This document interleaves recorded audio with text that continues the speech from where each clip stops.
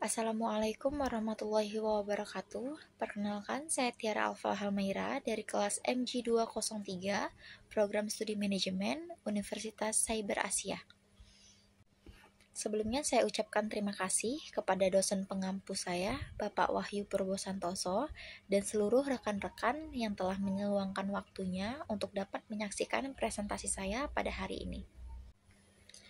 Baiklah, pada hari ini saya akan melaksanakan tugas ujian akhir semester saya pada mata kuliah Ekonomi Makro semester genap tahun ajaran 2024 dan 2025, yang dimana saya akan mempresentasikan summary infografis, yaitu lanjutan dari tugas ujian tengah semester saya pada mata kuliah Ekonomi Makro minggu lalu. Baiklah, yang pertama saya akan menjelaskan siapa saja pihak-pihak yang terlibat dalam penentu kebijakan ekonomi di Indonesia.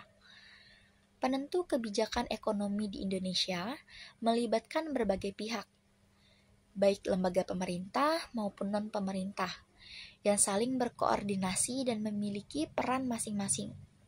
Berikut adalah beberapa pihak yang terlibat dalam penentu kebijakan ekonomi di Indonesia. Antara lain, yaitu yang pertama, terdapat Presiden dan Kabinet. Presiden memiliki wewenang tertinggi dalam menetapkan arah kebijakan ekonomi. Kabinet, terutama kementerian terkait, bertugas merumuskan dan melaksanakan kebijakan ekonomi. Lalu yang berikutnya terdapat Bank Indonesia atau BI. Bank Indonesia berperan dalam menjaga stabilitas nilai rupiah dan sistem keuangan. Bank Indonesia juga berkontribusi dalam memberikan masukan kepada pemerintah terkait kebijakan ekonomi. Lalu selanjutnya terdapat pemerintah daerah. Pemerintah daerah memiliki wewenang dalam mengelola sumber daya ekonomi di wilayah dan berperan mendorong pertumbuhan ekonomi lokal. Lalu yang berikutnya juga terdapat lembaga negara lain. Beberapa lembaga negara lain seperti Otorisasi Jasa Keuangan atau OJK berperan dalam mengatur dan mengawasi sektor keuangan. Selain itu juga terdapat beberapa lembaga non-pemerintah dan kelompok kepentingan yang terlibat dalam penentu kebijakan ekonomi di Indonesia, yaitu salah satunya terdapat pelaku usaha. Melalui asosiasi atau kamar dagang, mereka memberikan masukan, aspirasi, dan saran kepada pemerintah terkait bagaimana kebijakan ekonomi yang berdampak pada kegiatan bisnis dan investasi.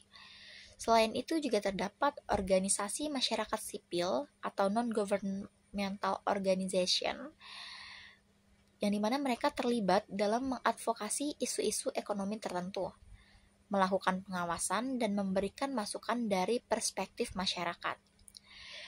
Dan selain itu juga terdapat beberapa lembaga non-pemerintah lainnya yang juga terlibat dalam kebijakan ekonomi di Indonesia. Selanjutnya saya akan menjelaskan apa saja dampak penguatan atau pelemahan nilai kurs. Yaitu yang pertama, penguatan nilai kurs dapat menurunkan nilai ekspor dalam rupiah karena barang dan jasa Indonesia menjadi lebih mahal bagi pembeli asing. Lalu, penguatannya juga dapat membuat impor menjadi lebih murah, sehingga dapat meningkatkan volume impor.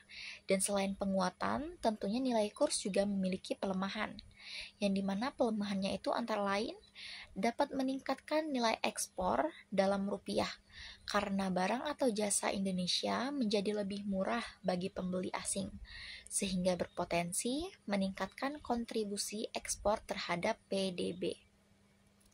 Selain itu, pelemahan dari nilai kurs juga dapat membuat impor lebih mahal, sehingga bisa menurunkan volume impor dan berpotensi memperbaiki neraca perdagangan.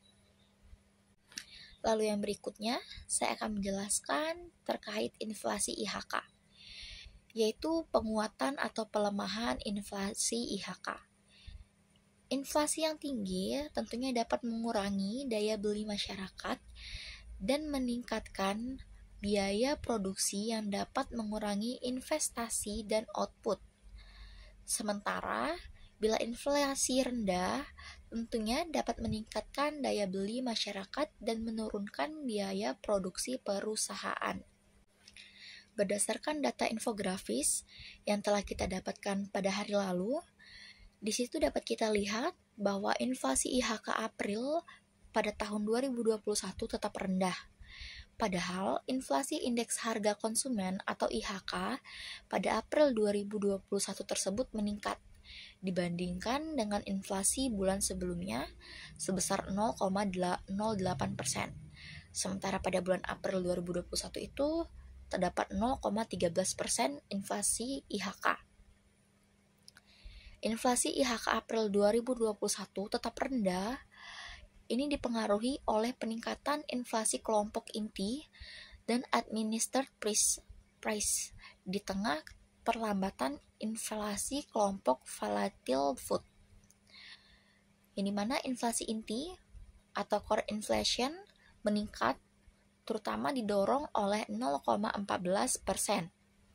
Tekanan inflasi komoditas emas perhiasan seiring kenaikan harga emas global. Dan inflasi bahan makanan bergejolak atau volatile food melambat terutama didorong oleh 0,15%. Deviasi komoditas hortikultura dan beras seiring masuknya masa panen. Selanjutnya yaitu inflasi harga yang diatur pemerintah atau administered price itu meningkat didorong oleh 0,11%. Yaitu peningkatan harga rokok, terutama rokok kretek filter, seiring transmisi kenaikan cukai hasil tembakau yang berlanjut, serta kenaikan inflasi bahan bakar rumah tangga. Dan selain itu, inflasi inti tadi itu dapat meningkat karena peningkatan permintaan musiman selama Ramadan. Hal tersebut yang menyebabkan inflasi inti dapat meningkat pada April 2021 tersebut. Dapat dilihat pada data infografis yang telah kita dapatkan pada hari lalu, yang dimana di sana itu dapat dilihat bahwa perkembangan inflasi meningkat, yang dimana pada Maret tahun 2021 itu terdapat 1,37%. Sementara pada bulan April tahun 2021 itu terdapat 1,42% inflasi. Yang dimana di sini terlihat dengan jelas bahwa adanya perkembangan inflasi di antara bulan Maret hingga dengan April tahun 2021 tersebut. Dan dapat dilihat juga pada data infografis tersebut bahwa adanya sasaran inflasi pada tahun 2021, yang dimana kisaran sasaran inflasi tersebut yaitu 3,0%, lebih kurang 1%. Lalu yang terakhir, saya akan menjelaskan bagaimana kondisi perekonomian makro Indonesia pada tahun 2021, yaitu dampak dari penyebaran COVID-19 pada tahun ini. Kondisi perekonomian makro Indonesia pada tahun ini dalam proses pemulihan yang panjang dan bertahap. Setelah kontraksi yang dalam di awal tahun 2021 ini, ekonomi Indonesia menunjukkan resiliensi dengan kembali mencatatkan pertumbuhan positif secara keseluruhan di tahun 2021. Namun, gelombang pandemi dan pembatasan mobilitas menjadi tantangan utama yang menghambat laju pemulihan yang lebih cepat. Kebijakan pemerintah dan Bank Indonesia itu berperan penting dalam menjaga stabilitas ekonomi makro dan mendorong pemulihan pada era COVID-19 tersebut. Dan dapat dilihat kembali pada data infografis yang telah kita dapatkan bahwa perekonomian makro Indonesia pada tahun 2021 itu tetap mengalami perkembangan indikator stabilitas nilai rupiah. Setelah mencermati kondisi perekonomian Indonesia, khususnya sebagai dampak penyebaran COVID-19 pada tahun tersebut, Bank Indonesia menyampaikan perkembangan indikator stabilitas nilai rupiah itu secara periodik. Pada tahun ini, terdapat perkembangan nilai tukar, yang dimana terjadinya aliran masuk modal asing. Sehingga pada tahun ini, inflasi berada pada level yang rendah dan terkendali. Komoditas utama penyumbang inflasi ini yaitu daging ayam ras, lalu jeruk, dan juga ada cabai merah serta minyak goreng.